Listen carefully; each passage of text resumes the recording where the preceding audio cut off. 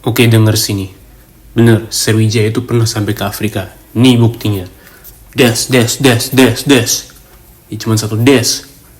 Nah, tapi bukan cuma itu. Sriwijaya itu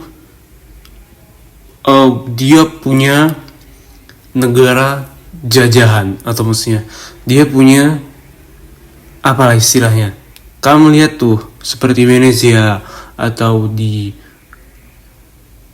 Bologna, dia itu punya koloni-koloni atau daerah-daerah jaringan, dan itu sampai di luar Asia Tenggara.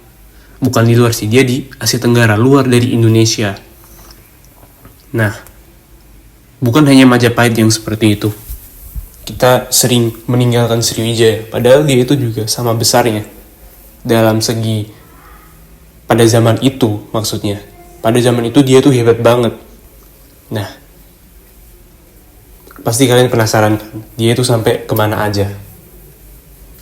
Kita harus, untuk memahami Sriwijaya, melihat bagaimana, atau kita berkenal dulu dengan Sriwijaya. Ada beberapa alasan kenapa ia bisa begitu besar. Sriwijaya adalah kerajaan pantai. Ia adalah negara niaga serta maritim, dan ia berkuasa di laut. Sebab kekuasaannya, salah satunya adalah perdagangan internasional yang melewati Selat Malaka dari Asia Timur sampai ke Asia Barat dan Eropa.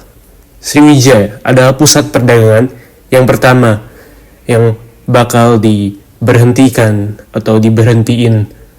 atau mereka akan berhenti untuk beristirahat di Sriwijaya sebagai tempat yang pertama di jalur ini.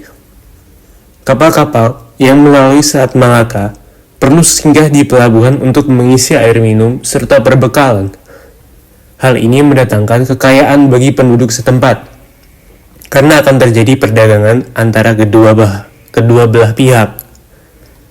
Selain itu, umumnya penguasa setempat akan menagih bea-bea atau surat izin berlabuh.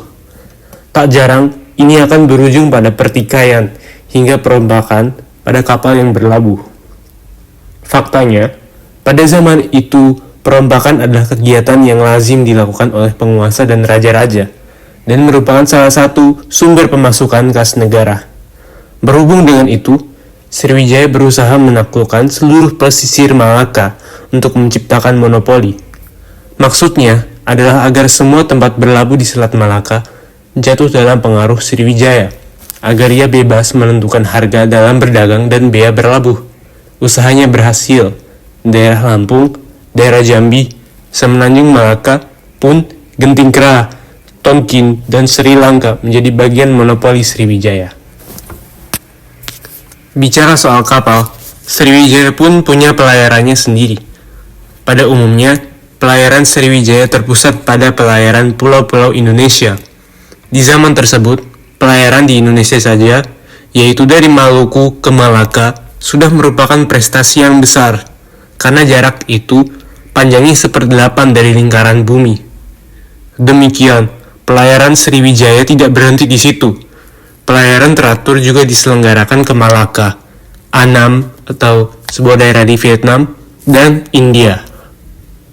Terkait Tiongkok, Sriwijaya memiliki hubungan yang khusus. Banyak utusan dikirim dari Sriwijaya ke Tiongkok. Mereka menumpang kapal-kapal dagang Tiongkok yang sedang berlayar pulang ke kampung halamannya. Para utusan membawakan barang-barang yang berharga, yang di Tiongkok dipandang sebagai tanda kebaktian atau upeti. Kaisar Tiongkok sebaliknya juga memberi barang-barang hadiah secara kemewah-mewahan. Utusan-utusan itu juga ditemani saudagar-saudagar swasta dari Sriwijaya yang sengaja ikut karena kesempatan berdagang. Terkait ini, Gubernur Kanton pernah melaporkan bahwa utusan-utusan Sriwijaya memakan biaya terlalu banyak, sehingga Kaisar Tiongkok memaklumkan bahwa upeti cukup disampaikan 1 kali setahun saja.